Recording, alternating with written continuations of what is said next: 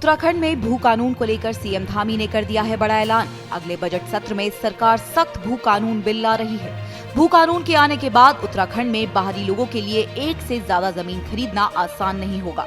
CM Dhami ने पत्रकारों से बातचीत करते हुए कहा कि प्रदेश के बाहर के लोग उत्तराखंड में नगर निकाय की सीमा से बाहर 250 वर्ग मीटर जमीन खरीद सकते हैं, लेकिन ये देखा गया है कि कई लोगों ने इस कानून का उल्लंघन किया है, जिनके खिलाफ सरकार अब कार्रवाई करने जा रही है।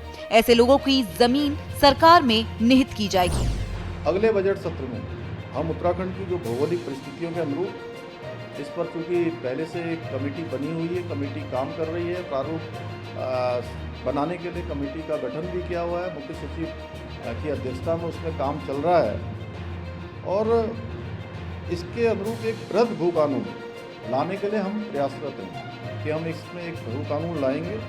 और जिस प्रकार मार्च 2021 से अब तक लंबे समय से चले आ रहे अनेक मामले ऐसे थे और जिन मामलों पर फैसले नहीं हो पा रहे थे, उन सभी मामलों पर हमने फैसले भी लिए हैं। चुनौतीपूर्ण मामले रहे हों, उनका भी निस्तारण किया है, हमारी ही सरकार ने किया है। उसी प्रकार में आप सबके माध्यम से देवभूमि उत्तराखंड की जनता को ये विश्वास दिलाना चाहता हूँ जो उत्तराखंड में है और देश दुनिया के किसी भी कोने में हम इस भू कानून के मुद्दे को इसका भी समाधान हमारी ही सरकार करेगी।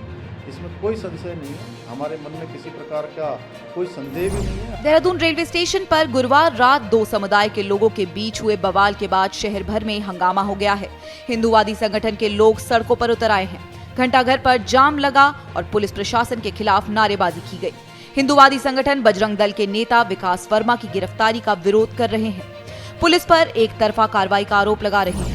पलटन बाजार में व्यापार विकास वर्मा जी के लिए बंद करा है और हर व्यापारी ने दिल से बंद करा है और जान लगा देंगे विकास वर्मा जी के लिए। जब तक विकास वर्मा जी की रिहाई नहीं होती बाजार बंद रहेगा, घंटाघर जाम रहेगा। विकास वर्मा जी की कोई गलती नहीं है। मुस्लिम समुदाय ने रात पुलिस प्रशासन मौजूद होने के बावजूद वहाँ पे पथरावबाजी करी, अपनी गाड़ियों में पत्थर भर भर कर लाए। विकास वर्मा जी ने बीच बचाव भी करा और उसके बावजूद भी आरोप लगाते हुए प्रशासन ने विकास वर्मा जी को सुबह गिरफ्तार किया है। विकास वर्मा जी की गिरफ्तारी बेबुनियाद है। देखिए, कल का जो रेलवे स्टेशन पर प्रकरण हुआ वो मैं बताने का इस टाइम टाइम नहीं है, आपने अखबारों में आगे सब पढ़ लिया होगा। लेकिन कल के प्रकरण के उससे अचानक एक समुदाय वर्ग के विशेष के अनुचित दबाव के तहत विकास वर्मा जी को और एक अन्य हिंदू भाई को यहाँ से पुलिस ले गई है, जबकि जो पत्थर वहाँ से भर भर के टेम्पो में, स्कूटरों पे, कट्टों में भर के मुस्लिम लोग लेके आए हैं, उन्होंने हिंदुओं पर प्रहार किया।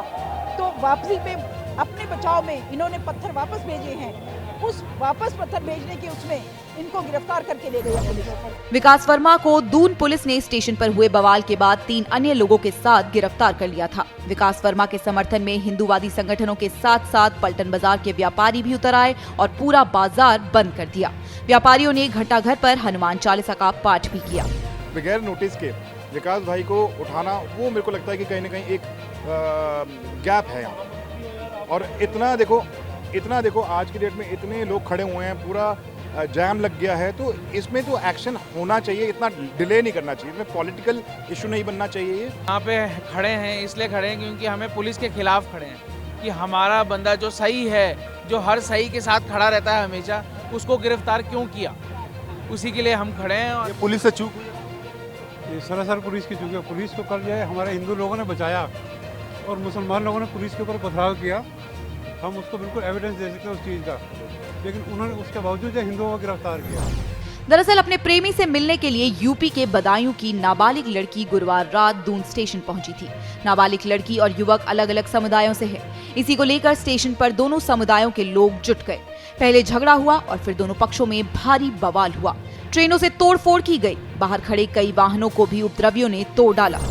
हल्द्वानी में डीजीपी के जनसंवाद कार्यक्रम में दिव्यांग लोक गायक से पुलिसकर्मियों ने की बदसलूकी। घटना का वीडियो वायरल हो गया है। डीजीपी अभिनव कुमार हल्द्वानी के कोतवाली परिसर में स्थानीय लोगों के साथ जनसंवाद करने पहुंचे थे। दिव्यांग लोक गायक दीपक सुयाल अपनी समस्या के समाधान के लिए डीजीपी से मिलना चाहते थे, लेकिन पुलिस ने उन्हें जनसंवाद कार्यक्रम में अंदर नहीं जाने दिया। दीपक सुयाल जब जन सुनवाई के बाहर गेट के बाहर धरने पर बैठ गए तो पुलिस वाले उन्हें घसीटकर कोतवाली ले गए। इस दौरान पुलिस और दीपक सुयाल के बीच काफी नोकझोंक भी हुई। दीपक सुयाल का कहना है कि उनका YouTube चैनल किसी ने डिलीट कर दिया है। इसी को लेकर उन्होंने पुलिस में तहरीर भी दी है, लेकिन पुलिस ने अभी तक मदद नहीं की है।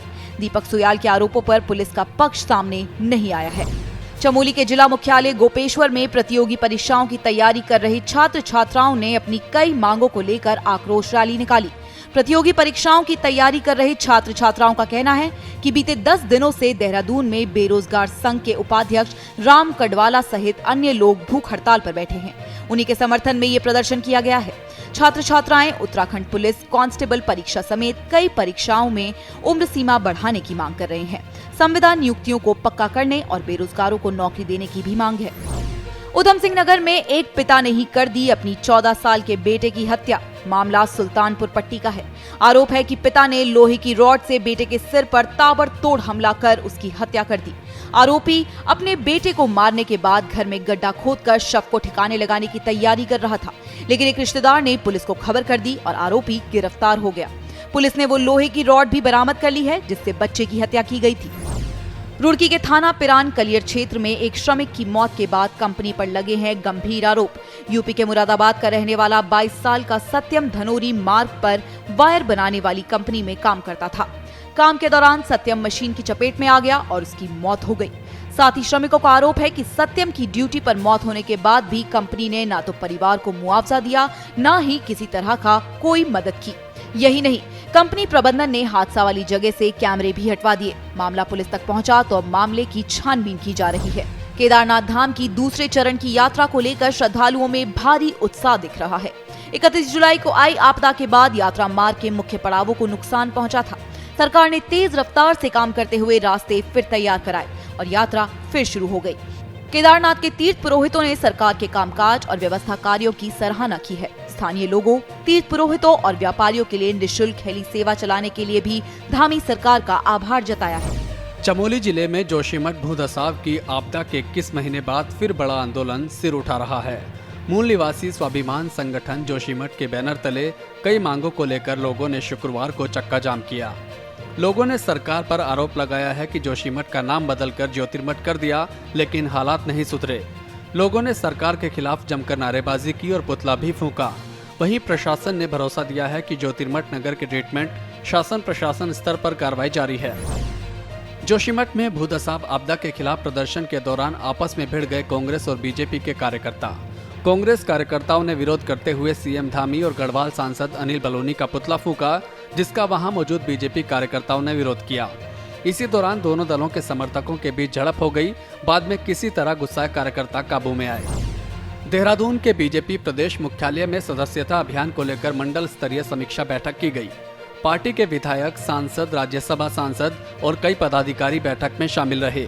बीजेपी प्रदेश अध्यक्ष महेंद्र भट्ट ने जानकारी दी कि जहां जहां कम सदस्य बने हैं वहां ज्यादा सदस्य बनाने हैं।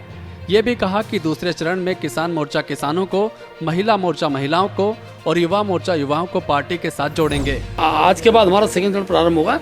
हमारे सारे मोर्चे प्रकोष्ठा प्रमुख क्षेत्रों में, किसान मोर्चा किसानों के क्षेत्र में, युवा मोर्चा युवाओं के बीच में जाकर, महिला मोर्चा महिलाओं के बीच में सदस्यता अभियान को गति देगा और जिन क्षेत्रों में सदस्यता कम हुई है उन क्षेत्रों में सदस्यता बढ़ाने के लिए कार्यकर्ताओं आह्वान करेंगे।